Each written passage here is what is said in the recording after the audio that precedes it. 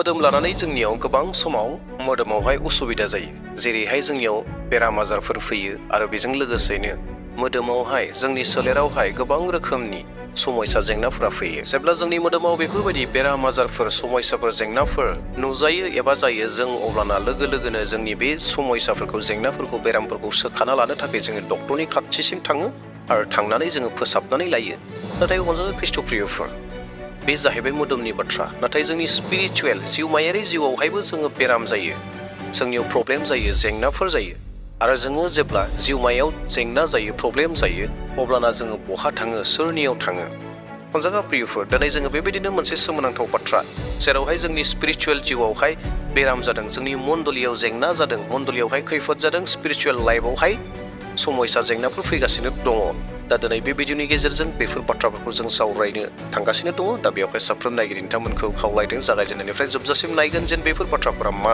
आरो बेफोर बेरामफोरा मा बेरामफोर जोंनि मण्डलियावहाय जोंनि व्यक्तिगत जिउआवहाय बोरैहाय खामानि मावगासिनो दङ बे बेरामफोरा मा खालामगासिनो दङ बेफोर गासैखौबो बे भिडिअनि गेजेरजों बुंफोरनानै होगोन बेवहाय भिडिअखौ जोबजासिम नायगोन आरो लोगोसेनो नोंथाङा जुदि आंनि चेनेलाव गोदानब्ला साबस्क्राइब खालामना लागोन जेन नोंथाङा सानफ्रोमबो बेबायदि इसोरनि बाथ्राफोरखौ खोनासंबाय थानो मोनो आरो लोगोसे भिडिअखौ मोजां मोनोब्ला नोंथाङा शेयार खालामगोन नोंथांनि शेयार खालामनायनि गेजेरजों गुबुनाबो जेन बेफोर बाथ्राफोरखौ मोन्थिनो हायो आरो लोगोसेनो मोनसे लाइक होनानै होगोन नोंथांनि लाइक होनाया आंनो मोनसे गोदान मटिभेट लाबोयो गोदान थुलुंगाफोरखौ आंनो होयो गोदान भिडिअ लाबोनो थाखाय आंखौ बोलो होयो देवब्ला प्रियफोर समखौ आद्रि खालामाब्लानो सावरायनांगौ बाथ्रा फारसे जों आवगायलांदों गंफ्रोमबो बाथ्राफोरखौ बेखेवलांनायनि आवगायावनो मोनसे बाइबेल सिरि फरायनानै होग्रोनो हास्थायदों जायखौ हसियानि 4:6 सिरियावहाय बुंदों आरो बे बाथ्राखौ आङो हिन्दी रावावसो फरायग्रोनो एबा फरायनानै होनो हास्थायदों मानोना जोंनि बर' रावाव बुंनाय जिथु बाथ्रा दानस्लायनाय राव दानस्लायनाय बे एसे खेंसालियाहै थांदों थोंजोङै जायाखै दा बेवहाय आं हिन्दी राव एबा एसामिसखौबो फरायगोन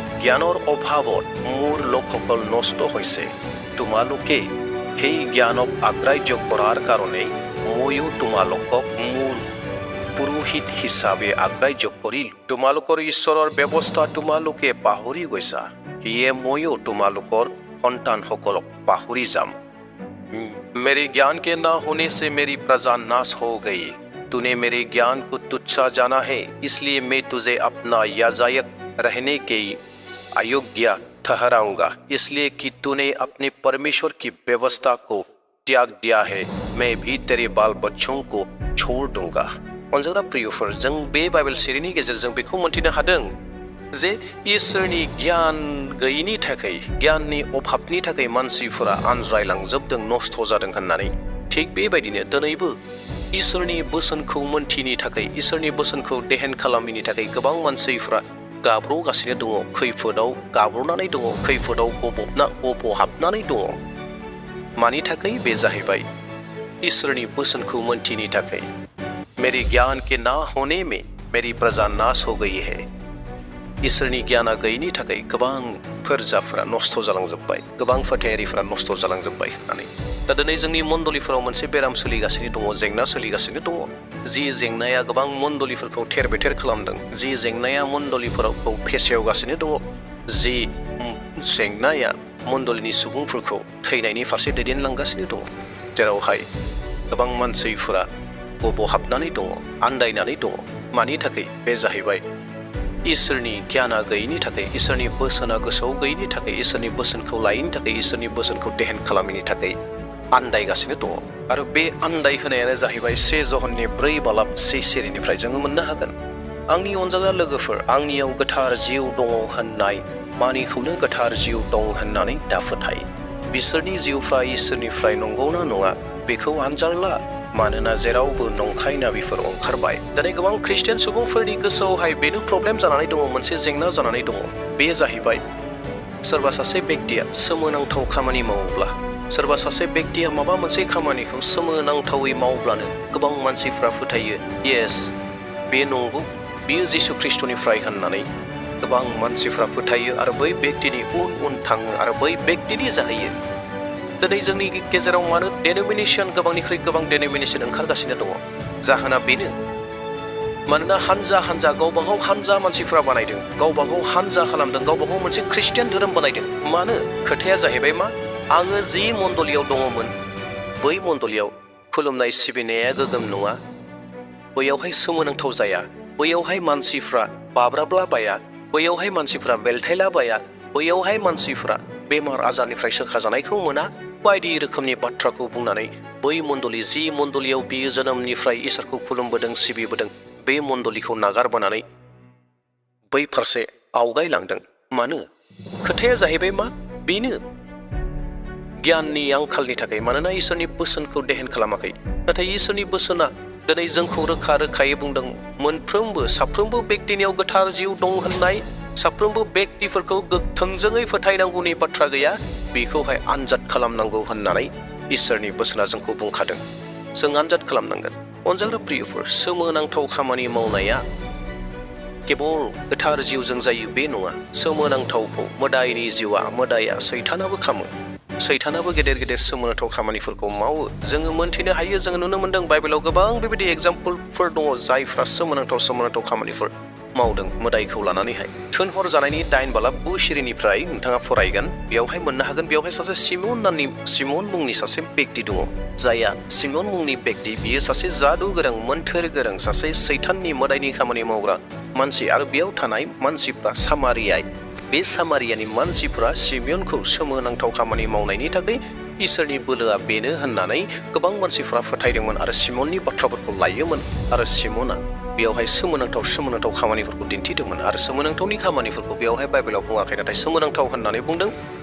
डेट मिन्स जोङो नुनो मोनदों बियो बेरामफोरखौ सोखादों, भबिष्यतबाणी होदों, गोबां रोखोमनि बाथ्राफोरखौ बियो बुङोमोन, जायनि जाहोनाव सामारियानि मानसिफ्रा सिमनखौ फोथायनो गोनां जादोंमोन जे बियो इसोरनि बोलोजों खामानि मावदों, इसोरनिफ्राय फैनाय बोलोआ बेनो होननानै गोबां मानसिफ्रा फोथायदोंमोन। नाथाय बियो मोदायनि बोलोसोमोन, नंखायसोमोन। उनावहाय बियो फिलिपनि जिथु गाहाम रादाब, जिसु ख्रिस्टनि गाहाम रादाबखौ मोननानै बियो गावबो जिसु ख्रिस्टखौ नाजावदों। अनजाग्रा प्रियफोर, दिनैबो जोंनि गेजेराव गोबां बेबायदि जानानै दङ।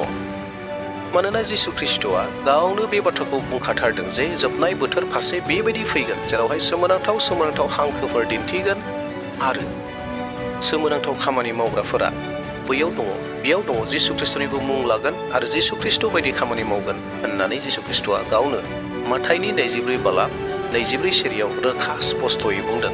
जेरावहाय ओरैहाय बुंदों, मानोना नंखाय ख्रिस्टफोर आरो नंखाय नाबिफोर ओंखारगोन, बिसोरो सोमो गोनां हांखो दिन्थिगोन आरो सोमो गोनां हाबाफोर मावगोन आरो हायोब्ला इसोरनि सायख'नायफोरखौबो बमब्रायगोन। प्रेज द लर्ड। जिसु ख्रिस्टआ स्पष्टयै जोंनो मोनथिहोखादों जोबनाय बोथोर फारसे मा फैगोननो, नंखाय नाबिफोर फैगोन आरो नंखाय ख्रिस्टबो फैगोन। दिनै जोंनि गेजेराव गोबां नंखाय नाबिफोर, नंखाय फोरोंगिरिफोर, नंखाय फोरोंग्राफोर गोबां दङ। दा जों बेखौ मोनथिनांगोन, दा जोङो बेखौ सिनायनांगोन। आरो बेखौ सिनायनायनि गुबै राहाया जाहैबाय मा? जोङो टेस्ट खालामनांगोन। अनजाग्रा प्रियफोर, जोङो टेस्ट खालामनांगोन, आनजाद खालामनांगोन, जायखौ 1 ज'हननि 4 बालाब 1 सिरिया जोंनो रोखायै बुंना दोनदों जे आनजाद नाय, मोनफ्रोमबो जिउआनो जे सैथो बे नङा, बेवहाय आनजाद नाय होननानै। दा बेवहाय प्रियफोर, दिनै जोंनि मण्डलिफोराव जि जेंनाया सोलिबाय थादों, प्रब्लेमा सोलिदों, सोरबा बहाबा सोमोनांथाव खामानि मावदोंनो होनब्लानो जोंनि गोसोफोरा उत्तेजित जायो, एक्साइटेड जायो, नायनो थाखाय, थांनो थाखाय, बेराम सोखा जाहैनो थाखाय बायदि बायदि रोखोमनि एक्साइटेड जानानै थाङो, नायहैयो। आरो नायहैनायजों लोगोसे बिनि सोमोनांथाव खामानिफोरखौ मावनायफोरखौ नुनानै गोबां मानसिफ्रा आंबो बिनिसो होननानै, बै हान्जानिसो, बै ग्रुपनिसो, बैनिसो होननानै गोबां मानसिफ्रा बुंना लाग्रा जाबाय। आरो बेबायदिनो गोबां रोखोमनि गोदान गोदान डेनिमिनेसनफ्रा ओंखारबोगासिनो दङ। अनजाग्रा प्रियफोर, सोमोनांथावखौ नायगिरोब्ला गोबां जायगायाव गाब्र'हैगोन। दा बेयावहाय जिसु ख्रिस्टआ जोंखौ बुंखादों, सोमोनांथावखौ नंखायफोरा दिन्थिगोन, नंखायफोराबो गोबां सोमोनांथाव दिन्थिगोन। दा बेयावहाय सैथो जिउजों सोमोनांथाव दिन्थिनाया खमसो जानो हागौ।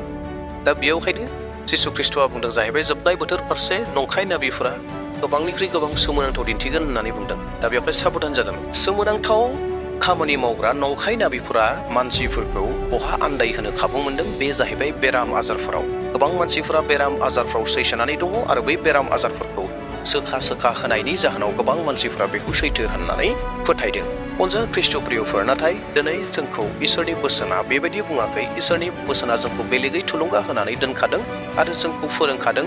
जोङो बेराम आजार जायोब्ला जोंहा बेराम आजार जायोब्ला खैफोद जायोब्ला जेंना जायोब्ला जों बहा थांनांगौ सोरखौ लिंनांगौ बाइबेला जोंनो मोजाङै रोखायै दिन्थिनानै होखादों। बेनो जाहैबाय जाकबनि 5:13-15 सिरि। नोंसोरनि सोरबाया सैनांदों नामा? बियो आरज खालामथों। सोरबाया रंजादों नामा? बियो बाख्नायनायनि मेथाइ खनथों। सोरबाया जब्रा जादों नामा?